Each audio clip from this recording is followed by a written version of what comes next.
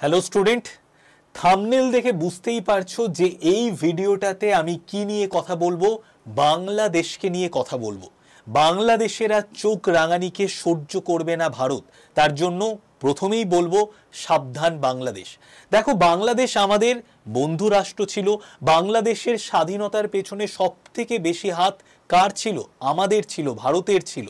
আমরা কি দেখতে পেয়েছি আগের বছর 2024 সালের 5ই আগস্ট বাংলাদেশের প্রধানমন্ত্রী শেখ হাসিনা পদত্যাগ করলেন প্রবল আন্দোলনের চাপে, এবং পদত্যাগ করে তিনি ভারতে এসে আশ্রয় নিলেন। তারপর থেকে বাংলাদেশের অন্তর্বর্তীকালীন সরকারের প্রধান হচ্ছে এই ব্যক্তি মোহাম্মদ ইউনিস। এই মোহাম্মদ ইউনিস, এই যে ভদ্রলোক, ইনি কিছুদিন আগে চীনে গিয়েছিলেন। চীনে গিয়ে উনি কি বলে এসছেন সেটা সম্পর্কে আমরা জানবো। আর বাংলাদেশ যে স্টেপগুলো নিচ্ছে সেটা কিন্তু প্রতিরক্ষা বাহিনী, ভারতের প্রতিরক্ষা বাহিনী, ভারত কিন্তু ভালো চোখে দেখছে না। তো তার জন্য ভারত কি মাস্টার প্ল্যান নিয়ে আসছে বা ভারত কি কি স্টেপ নিতে পারে সেই বিষয়গুলো নিয়ে কিন্তু আমি এই ভিডিওতে কথা বলবো। তো প্রথমেই দেখো, এই হচ্ছে আমাদের বাংলাদেশ, এই হচ্ছে আমাদের বাংলাদেশ। এবার বাংলাদেশ কি করেছে?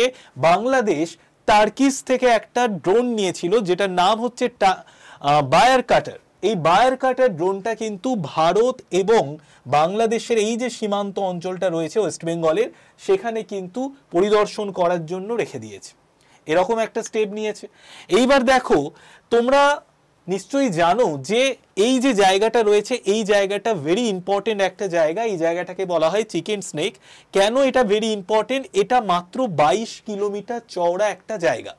এই 22 কিলোমিটার চওড়া জায়গাটা, যেটা শিলিগুড়ির কাছে আছে আমাদের ওয়েস্ট বেঙ্গলে, এই জায়গাটা দিয়ে কিন্তু আমাদের যে সাতটা রাজ্য রয়েছে, যেটাকে একসাথে বলা হয় সেভেন সিস্টার, অরুণাচল প্রদেশ থেকে, আসাম থেকে, মেঘালয় থেকে, মিজোরাম, মণিপুর, নাগাল্যান্ড, ত্রিপুরা, এই 7টা সেভেন সিস্টার রাজ্যের সঙ্গে কিন্তু এই চিকেন স্নেকটা কিন্তু গোটা মূল ভারতবর্ষের সঙ্গে কানেক্টেড। আমরা সড়ক পথ, রেলপথের মাধ্যমে, সড়ক পথের মাধ্যমে কেউ যদি আসাম যেতে চায়, অরুণাচল প্রদেশ যেতে চায়, মেঘালয় যেতে চায়, মিজোরাম যেতে চায়, মণিপুর যেতে চায়, ত্রিপুরা যেতে চায়, তার একমাত্র রাস্তা হচ্ছে এই চিকেন স্নেকস দিয়েই তাকে যেতে হবে, কারণ মাঝখানে আছে বাংলাদেশ। এইবার বাংলাদেশ কি করছে? চীনের অনেক দিন থেকেই, চীনের একদম প্রথম থেকেই নজর কিন্তু এই পয়েন্টটাতে রয়েছে। তার জন্য তারা ডোকলামের কাছে কিন্তু একটা ঘাঁটি গাড়তে চেয়েছিল, যেটা কিন্তু আমাদের ভারতের প্রতিরক্ষা বাহিনী ঘাঁটি গাড়তে দেয়নি। এই যে জায়গাটা, এই জায়গাটা ভেরি ইম্পর্টেন্ট জায়গা ভারতের জন্য। এইবার বাংলাদেশ চীনের সাথে হাত মিলিয়ে, চীন সবসময় চায় এই সেভেন সিস্টার যে জায়গাটা রয়েছে সেটাকে ইন্ডিয়া থেকে কাট অফ করে দেওয়ার জন্য। তার জন্য একটাই রাস্তা, এই চিকেন নেক্স। তো তার জন্য দেখো, বাংলাদেশের সাহায্য চীনও চাই, আর বাংলাদেশ চীনের সাহায্যে, বাংলাদেশ চীনের সাথে হাত মেলাচ্ছে, এরকম একটা খবর পাচ্ছে। এবং এই যে জায়গাটা দেখতে পাচ্ছ বাংলাদেশের মাথার, এই জায়গাটা রংপুর। এই রংপুরে আমরা আইএসআই এর অ্যাক্টিভিটি দেখতে পেয়েছি, যেটা চিকেন নেক্স থেকে 150 কিলোমিটার দূরে। আতঙ্কবাদীদের এখানে ট্রেনিংও দেওয়া হচ্ছে।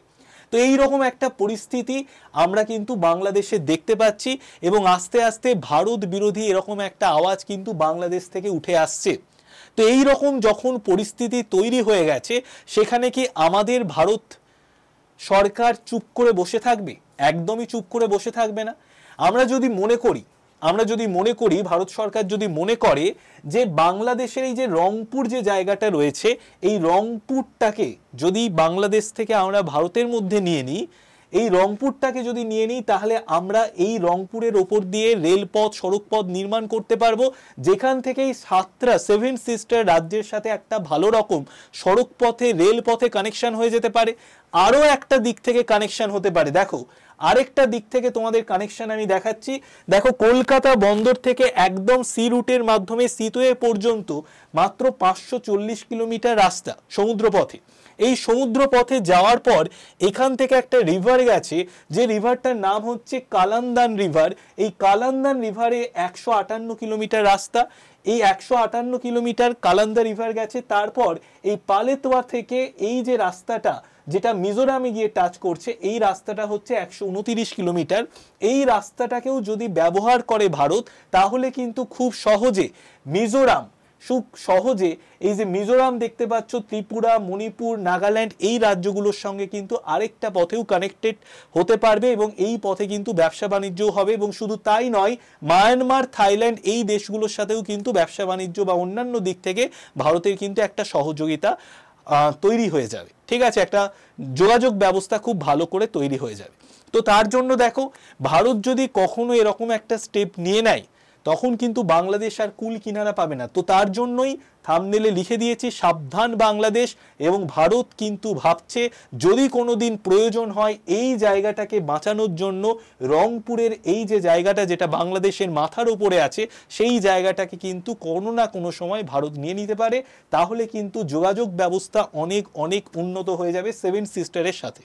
ওকে, তো তার জন্যই এই ভিডিওটা করছি। এবং তার সাথে সাথে তোমাদের আরো একটা জিনিস দেখিয়ে দিই, সেটা হচ্ছে যে হাসিমারা এয়ারবেস রয়েছে, সেই হাসিমারা এয়ারবেসের রাফাল, যেটা ফ্রান্স থেকে নেওয়া হয়েছে, সেই রাফাল বিমানকে কিন্তু, রাফাল যুদ্ধ বিমানকে কিন্তু 18টা রাফাল যুদ্ধ বিমানকে যদি কোনো সময় যুদ্ধ পরিস্থিতি তৈরি হয়ে যায়, তো এই হাসিমারাতে 18টা রাফাল রাখা আছে। এবং তার সাথে সাথে যদি পাকিস্তানের সঙ্গে কোনো রকম কোনো যুদ্ধ পরিস্থিতি তৈরি হয়ে যায়, তাই পাঞ্জাবের কাছে একটি এয়ারবেসে কিন্তু 18টা রাফাল রাখা আছে। তো এই সম্পূর্ণ ভিডিওটা আমি তোমাদেরকে করে দিলাম।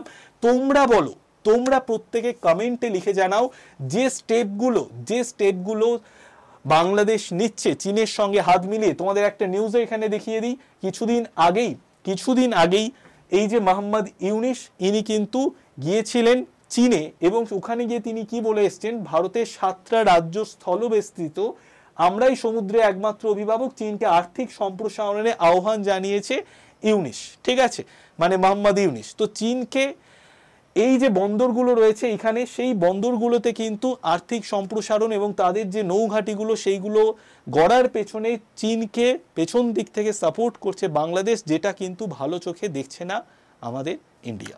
তো যে কোনো মুহূর্তে ভারতও কিন্তু কোনো না কোনো স্টেপ নিতে পারে, সেই জন্যই হচ্ছে বাংলাদেশকে সতর্ক করেছে। এবং এই নিয়ে আমি ভিডিওটা করলাম। যদি তোমাদের এই ভিডিওটা ভালো লাগে তাহলে তোমরা প্রত্যেকে একটা করে লাইক করে দিও, বন্ধু বান্ধবীদের শেয়ার করে দিও। আর প্রতিদিন সকাল 8টায় ডেলি কারেন্ট অ্যাফেয়ার্সের ক্লাস হচ্ছে। যারা যারা আমার গ্রুপে যুক্ত নেই তারা প্রত্যেকে 81 59 91 66 85 এই নাম্বারে হাই লিখে তোমরা কিন্তু প্রত্যেকে গ্রুপে যুক্ত হয়ে যেও। সবাই ভালো থেকো, টাটা, বাই বাই।